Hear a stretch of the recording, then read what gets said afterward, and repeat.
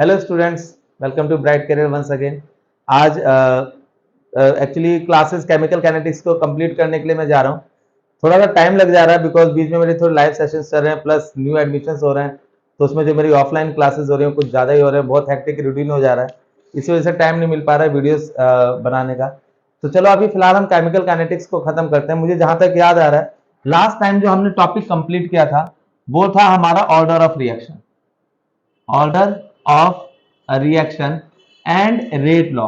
तो मैंने इसमें आप लोगों को रेट लॉ बताया था। तो रेट लॉ मैंने आपको बताया था, रेट इज इक्वल टू के into molar concentration of any reactant. This is rate law. This is rate law. Rate of a reaction is directly proportional to molar concentration of a reactant. When we remove the sign of proportionality, we will get K. यहां पे जो K होता है, K is known as rate constant. K को हम क्या बोलते हैं? rate constant. ये बहुत इंपॉर्टेंट टॉपिक है। देखो इसमें ना एक चीज बहुत इंपॉर्टेंट है, ये भी बोर्ड के पॉइंट ऑफ व्यू से बहुत इंपॉर्टेंट है, यूनिट ऑफ रेट कांस्टेंट। ये बहुत ही इंपॉर्टेंट चीज है, ध्यान से समझना। देखो यूनिट ऑफ रेट कांस्टेंट, ये बोर्ड में आता है कि डिराइव द या find the unit of rate constant for first order reaction और for first zero order reaction और फॉर सेकंड ऑर्डर रिएक्शन। ये एग्जाम में आता है क्वेश्चन। तो जनरली जो हम करने जा रहे हैं वो ये कि हम रेट कांस्टेंट की यूनिट को डिफाइन कैसे करेंगे, डिराइव कैसे करेंगे या फाइंड कैसे करेंगे। फॉर एग्जांपल, अगर देखो जैसे कि मुझे पता है कि रेट लॉ एक्सप्रेशन हमारा होता है k into A raise to power n। यहां पे n जो है वो ऑर्डर ऑफ रिएक्शन है, k रेट कांस्टेंट है, रेट तो रेट ऑफ रिएक्शन है ही, और ये molar concentration of the reactant है। देखो आप मेरे प्रीवियस क्लासेस में देख सकते हो, अगर आपको नहीं पता तो जो रेट की यूनिट होती है वो मोल पर लीटर पर सेकंड होती है, जो मोलर कंसंट्रेशन है उसकी यूनिट मोल पर लीटर होती है। अभी फिलहाल मैं डिटर्मिनेशन कर रहा हूं, determination of unit of rate constant for zero order reaction, zero order reaction. ध्यान से समझेंगे, अगर आप जीरो ऑर्डर रिएक्शन के लिए देखते हो तो एज हमारे पास रिलेशन क्या है for zero order reaction, n is equal to zero. Relation हमारे पास क्या है, rate is equal to k into A raise to power zero. यहां पे रेट की यूनिट क्या होती है, मोल पर लीटर पर सेकेंड। k इंटू इस पूरे की वैल्यू कितनी हो गई, 1, तो k की यूनिट क्या निकल के आ गई, मोल पर लीटर पर second. This is the unit of rate constant for zero order reaction. अब चलते हैं फर्स्ट ऑर्डर के लिए, for first order reaction, for first order reaction. अगर आप फर्स्ट ऑर्डर रिएक्शन के लिए देखते हो तो जो रेट की इक्वेशन होती है, rate is equal to again we have k into A raise to power n for first order reaction, for first order n is equal to कितना हो गया, 1, यानी इसकी यूनिट क्या हो गई, मोल पर litre. k as it is रहा, a की यूनिट क्या हो गई, मोल पर लीटर पर सेकेंड, और इसकी n की वैल्यू कितनी हो गई, 1। जब मैं k को यहां से अकेले करूंगा तो इट विल बिकम मोल पर लीटर पर सेकेंड ओवर मोल पर लीटर। इससे ये एलिमिनेट हो गया, k is equal to per second. This is the value of rate constant या unit of rate constant for first order reaction. Similarly आप सेकंड ऑर्डर के लिए निकाल सकते हो, for second order reaction. Second order reaction के लिए जो n की वैल्यू होगी वो 2 होगी, यहां पे आपके पास 2 आ जाएगा, दैट मींस इसका स्क्वायर एंड इसका स्क्वायर। फिर उसके बाद सिंप्लीफाई करेंगे तो सेकंड ऑर्डर और थर्ड ऑर्डर के लिए यूनिट क्या होगी रेट कांस्टेंट की, ये मुझे कमेंट सेक्शन में जरूर बताइएगा आप लोग, ठीक है। तो ये हमने एक बोर्ड के पॉइंट ऑफ व्यू से आज एक बहुत इंपॉर्टेंट टॉपिक पढ़ा है, जो कि है determination of unit of rate constant, ठीक है, for zero order, for first order, for second order, third order, ऐसे ही चलता चला जाएगा, ठीक है। तो अभी पहले इसका आप स्क्रीनशॉट ले लें, मैं उसके बाद आपको आगे का बताता हूं। एक मिनट जरा देखिएगा इसको। तो स्टूडेंट्स अब अगला जो टॉपिक है, अभी जैसे मैंने आप लोगों को बताया कि determination of rate constant, unit of rate constant, अभी हम एक और बहुत इंपॉर्टेंट टॉपिक करने जा रहे हैं, इंटीग्रेटेड रेट लॉ एक्सप्रेशन। देखो इंटीग्रेटेड रेट लॉ एक्सप्रेशन की डेरिवेशन एग्जाम में मोस्ट ऑफ द टाइम पूछी जा चुकी है, ठीक है, पूछी जा सकती है, एंड अबव ऑल ये सबसे ज्यादा इंपॉर्टेंट है न्यूमेरिकली सॉल्व करने के लिए। इसकी रिलेशन न्यूमेरिकल में बहुत जगह यूज होने वाली है। जैसे मैं कंसीडर कर रहा हूं, पहले मैं ले रहा हूं for zero order reaction, for zero order reaction. Consider करते हैं एक रिएक्शन जिसमें ए जो है वो आपको प्रोडक्ट दे रहा है, A is going to give us product. तो बेसिकली अगर मैं एक्सप्रेशन बेसिस पे जाता हूं तो क्या होता है हमारे पास, रेट इज इक्वल टू के into A raise to power N. Rate जो होगा that is D by D T of molar concentration of A, और ये के हो गया ए रेज़ टू पावर कितना, zero. Because for zero order N is equal to कितना हो गया, जीरो। ये मुझे उम्मीद है क्लियर हो गया होगा। रेट नेगेटिव मैंने इसलिए लिया क्योंकि मैं रिएक्टेंट की बात कर रहा हूं, और ये मैंने पहले ही क्लास में बताया था कि रिएक्टेंट्स के लिए मोलर कंसंट्रेशन हमेशा रेट क्या होती है, नेगेटिव होती है, because as the time progresses reactants goes on decreasing. तो ये नेगेटिव हो गया, ये हो गया मेरे पास minus D by D T of molar concentration of A K into one. Clear है पूरा यहां तक। अब minus D of A is equal to के डी टी हो गया। यहां लेंगे integrating both side, integrating both side means दोनों तरफ इंटीग्रेशन कर रहे हैं। Minus d A is equal to के D T, this is the integration. हल्की फुल्की इंटीग्रेशन है, कोई भारी इंटीग्रेशन नहीं है। जैसे कि मैं थोड़ा बहुत रिमाइंड भी करवा देता हूं, जैसे अगर आपके पास dx है तो dx का इंटीग्रेशन x होता है, अगर dy है तो इसका इंटीग्रेशन y, अगर dt है तो इसका इंटीग्रेशन t। सिमिलरली अगर dA है तो इसका इंटीग्रेशन क्या होगा, dA का इंटीग्रेशन क्या होगा, a। क्या होगा, a। इसी तरीके से ये k क्योंकि कांस्टेंट है तो k बाहर आ जाएगा, और dt का इंटीग्रेशन कितना हो जाएगा, t प्लस c। देखो c होता है आर्बिट्रेरी कांस्टेंट। जनरली इंटीग्रेशन में जब हम इंटीग्रेशन सॉल्व करते हैं तो उसके बाद एक कांस्टेंट आपको लिखना पड़ता है, तो ये वही कांस्टेंट है, इसको बोलते हैं आर्बिट्रेरी कांस्टेंट। इसको कोई काम नहीं होता, कोई लेने देना नहीं है, बस ये इंटीग्रेशन के बाद आपको लिखना है। दोबारा देखेंगे, डी ए का इंटीग्रेशन ए हो गया क्योंकि के कांस्टेंट है, बाहर आ जाएगा, dt का इंटीग्रेशन t हो जाएगा, और प्लस c आपको लिखना ही लिखना है। देखो ये हमारे पास फाइनल एक्सप्रेशन आता है। जब टाइम t है तो कंसंट्रेशन a है, जब if t is equal to zero, जब टाइम जीरो हो जाएगा तो जो कंसंट्रेशन है that will be a zero. इसको a नॉट पढ़ते हैं, यानी कि इनिशियल कंसंट्रेशन। यहां तक क्लियर है। जब टाइम t है तो कंसंट्रेशन a है, जब टाइम जीरो हो गया तो कंसंट्रेशन a जीरो हो गया। तो ये मेरे पास हो गया a zero when time is equal to कितना, जीरो प्लस c। तो c की वैल्यू कितनी हो गई, माइनस a नॉट। क्लियर है ना यहां तक। Putting this value in equation first, इसमें पुट कर देते हैं, minus a is equal to के T minus a naught. Clear है। a नॉट को उठा के इधर ले आओ, तो K T is equal to a naught minus a।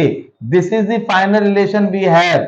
अब इससे अगर आपको t निकालने के लिए बोला जाएगा तो ये हो जाएगा a naught minus a upon के, और अगर इससे आपको k निकालने के लिए बोला जाएगा तो ये हो जाएगा a naught minus a upon t। ये हमारी रिलेशन है, ठीक है। This is the value of rate constant for zero order reaction when it is determined by integrated rate law expression. बहुत ही इंपॉर्टेंट डेरिवेशन है, एंड जैसे कि मैंने बोला सबसे ज्यादा इंपॉर्टेंट इसमें इसके जो यूजेस है वो है इसके न्यूमेरिकल्स के लिए बहुत ज्यादा यूज होने वाला है। एक बार मैं दोबारा से आपको समझा देता हूं क्योंकि ये अगला टॉपिक भी हमारा इसी पे बेस्ड है, दोबारा समझेंगे। जीरो ऑर्डर रिएक्शन के लिए कंसीडर करते हैं, पहले हमारे पास एक रिएक्टेंट ए है जो कि हमें प्रोडक्ट दे रहा है। As we all know rate law expression के हिसाब से रेट इज इक्वल टू के into A raise to power N हो गया। रेट क्या होगा, minus D by D T of molar concentration of A, और क्योंकि रिएक्टेंट की बात हो रही है तो यहाँ माइनस साइन आएगा। के एज इट इज रहा, जीरो ऑर्डर के लिए एन की वैल्यू जीरो हो जाएगी, A raise to power zero, यानी minus D by D T of A is equal to के इंटू वन। ये पूरा कितना हो गया, के हो गया, क्रॉस मल्टीप्लाई किया, d A k D T हो गया, इंटीग्रेशन किया तो इसका इंटीग्रेशन ये रहा, इसका इंटीग्रेशन ये रहा। अब जैसे dx का इंटीग्रेशन x होता है, dy का इंटीग्रेशन y होगा, dt का इंटीग्रेशन t होगा, उसी तरीके से dA का इंटीग्रेशन a होगा, और k कांस्टेंट बाहर आ गया, dt का इंटीग्रेशन t हो गया, और c आपको लिखना पड़ता है, यह एक आर्बिट्रेरी कांस्टेंट है जो हर इंटीग्रेशन के बाद लिखा जाता है। तो ये आपके पास हो गया माइनस, अच्छा ये आपका हो गया। जब टाइम t है तो कंसंट्रेशन आपका ए है, जब टाइम 0 हो गया तो कंसंट्रेशन A0 हो गया, यानी A नॉट, यानी इनिशियल कंसंट्रेशन। वैल्यूज पुट कर दी मैंने, T की जगह 0 रखा तो ये हो गया K इंटू 0 प्लस C की वैल्यू ये आ गई, इसको इक्वेशन फर्स्ट में पुट कर दिया, ये मेरे पास फाइनल एक्सप्रेशन आ गया। और इससे आप K भी निकाल सकते हो, इससे आप T भी निकाल सकते हो। मैं लिख देता हूं A नॉट का मतलब क्या है, इनिशियल कंसंट्रेशन, इनिशियल कंसंट्रेशन, और A क्या है, फाइनल कंसंट्रेशन। न्यूमेरिकली बहुत इंपॉर्टेंट है, यूज होने वाली चीजें हैं। ये हो गया हमारा, ठीक है। आप इसका एक बार देख लीजिए, फिर अगला टॉपिक स्टार्ट करते हैं। हाँ? हाँ, एक और ये कितने मिनट की हो गई, और है बस। उसके बाद अब स्टूडेंट्स दूसरा टॉपिक लेते हैं, जो कि है हमारा वही integrated rate law expression, but now for first order reaction, for first order reaction. जब आप फर्स्ट ऑर्डर रिएक्शन के लिए देखते हैं, तो जैसे कि मेरे पास मैंने बताया कि ए मैंने कंसीडर कर लिया एक रिएक्टेंट है जो कि प्रोडक्ट दे रहा है, तो इसका एक्सप्रेशन क्या कहता है, minus D by D T of molar concentration of A K into A raised to power N. तो for first order N is equal to कितना हो गया, 1। यहां पुट करते हैं minus D by D T of molar concentration of A K into A raised to power 1। Clear है पूरा यहां तक। अब माइनस डी, देखो यहां दो वेरिएबल्स हैं, ये मैं लिख देता हूं, चलो एक बार और इसको, minus D by D T of A is equal to के इंटू ए। अब ये जो दो वेरिएबल्स हैं ए और ए दोनों सेम है, ठीक है, तो ये दोनों वेरिएबल्स एक साथ होने चाहिए, means minus d A upon कितना हो गया ए इज इक्वल टू कितना होगा के डी टी। तो दोबारा से वही इंटीग्रेटिंग बोथ साइड, मैंने ए वाली टर्म्स दोनों एक साइड कर दी, टी को उठा के दे ले गया, वही इंटीग्रेटिंग बोथ साइड, दोनों तरफ इंटीग्रेशन करते हैं, तो ये हो जाएगा d A upon A is equal to के डी टी। क्लियर है सबको, नहीं यहां तक, उम्मीद है सबको समझ में आ गया होगा। Minus d A by A is equal to के डी टी, ये चीज क्लियर हो गई। अब उसके बाद आगे देखते हैं, आगे क्या हमारे पास, देखो अब दोबारा से इंटीग्रेशन यूज होने वाला है, ध्यान से समझेंगे। जैसे आपके पास मान लो dx अपॉन एक्स है, तो इसका इंटीग्रेशन होता है log x। अगर आपके पास dy अपॉन y है, तो इसका इंटीग्रेशन होता है log y। अगर आपके पास dt अपॉन t है, तो इसका इंटीग्रेशन log t होता है। सिमिलरली अगर आपके पास dA अपॉन a है, तो इसका इंटीग्रेशन क्या होना चाहिए, log a, ठीक है, इज इक्वल टू k आपका बाहर, और dt का इंटीग्रेशन कितना होगा t प्लस c। लेकिन देखो जनरली अगर मैथमेटिकल पॉइंट ऑफ व्यू से जाते हो तो इसका इंटीग्रेशन यही आना चाहिए, लेकिन प्रॉब्लम क्या है, केमिस्ट्री में आप डायरेक्ट लॉग का इंप्लीमेंटेशन नहीं कर सकते। तो ये जो डी ए अपॉन एक्स है, ए है सॉरी, इसके लिए हम एक वैल्यू पुट करेंगे जिसे बोलते हैं ln ऑफ a, यानी नेचुरल लॉगरिथम। क्या पढ़ते हैं इसको, मैं यहां बता देता हूं, ln ऑफ x, इसे पढ़ेंगे natural logarithm, natural logarithm of x। और जो ln x होता है, इसकी वैल्यू होती है 2.303 log x, ये इसकी वैल्यू होती है। तो हम केमिस्ट्री में क्या है, हम डायरेक्ट ना log नहीं लिख सकते, डायरेक्ट log यहां पे आप नहीं लिख सकते, आपको क्या लिखना पड़ेगा, ln ऑफ x। क्या लिखना पड़ेगा, ln ऑफ x। तो इसका generally dx upon x log x, dy upon y log y, dt upon t log t। यहाँ पे da upon a log a होना चाहिए, लेकिन केमिस्ट्री में हम log नहीं लिख सकते, हम लिखते हैं ln of a। ln means natural logarithm, क्या बोलेंगे इसको, नेचुरल लॉगरिथम। तो ये हमारी पहली इक्वेशन हो गई। फिर दोबारा भाई, जब टाइम t है तो कंसंट्रेशन a है, जब टाइम 0 हुआ, if t is equal to 0, तो तुम्हारी कंसंट्रेशन भी कितनी हो जाएगी, a0। जब टाइम 0 हो गया तो कंसंट्रेशन कितना हो गया, a0। क्लियर है यहां तक, ठीक। उसके बाद आगे देखते हैं, टाइम 0 ये तुम्हारा पुटिंग इन इक्वेशन फर्स्ट, इसको बाद में देखते हैं, minus ln of a not हो गया, कब, जब टाइम 0 हो गया, तो c की वैल्यू कितनी आ गई, minus ln of a naught, ln of a naught, putting in equation first, putting in equation first.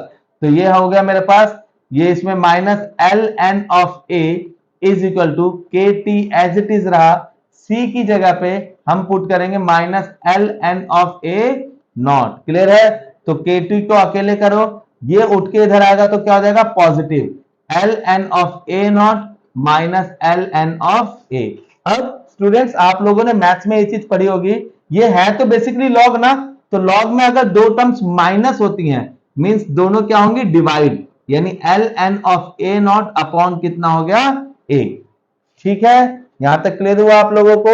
Log में अगर दो टर्म्स माइनस होती हैं तो दोनों क्या हो गई, डिवाइड हो गई। अब उसके बाद ध्यान देंगे केटी इजिकल टू इतना हुआ मेरे पास, मैंने ये बताया नेचुरल लॉगरिथम ऑफ एक्स है, नेचुरल लॉगरिथम ऑफ एक्स, तो नेचुरल लॉगरिथम ऑफ एक्स की ये वैल्यू होती है, मींस जो केटी हुआ वो हो गया 2.303 log of A naught upon कितना, ए। यहां लिख देता हूं because natural logarithm of x is equal to 2.303 log x, ये मैंने इसकी जगह पे ये वैल्यू पुट कर दी, तो ये हमारे पास फाइनल एक्सप्रेशन होता है। अब अगर आपको k निकालना है तो ये जाएगा 2.303 upon T log of A naught upon A, एक ये एक्सप्रेशन हो गया, और अगर इससे आपको t निकालना है तो होगा 2.303 upon K log of A naught upon A. ठीक है, ये मुझे उम्मीद है आप लोगों को पूरा समझ में आ गया होगा। दोबारा से t टाइम पीरियड है, k रेट कांस्टेंट है, ये इनिशियल कंसंट्रेशन और ये फाइनल कंसंट्रेशन, ये हमारी इसकी डेरिवेशन है, और ये मैथमेटिकल एक्सप्रेशन बोर्ड में पूछा जा चुका है, इसलिए ये आपको आना चाहिए। ठीक है, ये बहुत ही इंपॉर्टेंट टॉपिक है, इसको प्लीज आप लोग अच्छे से समझ लीजिएगा, अच्छे से कंप्लीट कर लीजिएगा। ठीक है, इन केस अगर आपको कोई डाउट होता है तो आप प्लीज कमेंट सेक्शन में जरूर मेंशन कीजिए, मैं दोबारा से समझाने के लिए आ जाऊंगा, that's not a big deal. ठीक है, आप इसको पहले कंप्लीट कीजिए, अच्छे से समझिए, और इसका एक और टॉपिक बचा ऑर्डर ऑफ रिएक्शन पे ही बेस्ड, वो भी खत्म करके आज हम ऑर्डर ऑफ रिएक्शन को एंड करते हैं। ठीक है,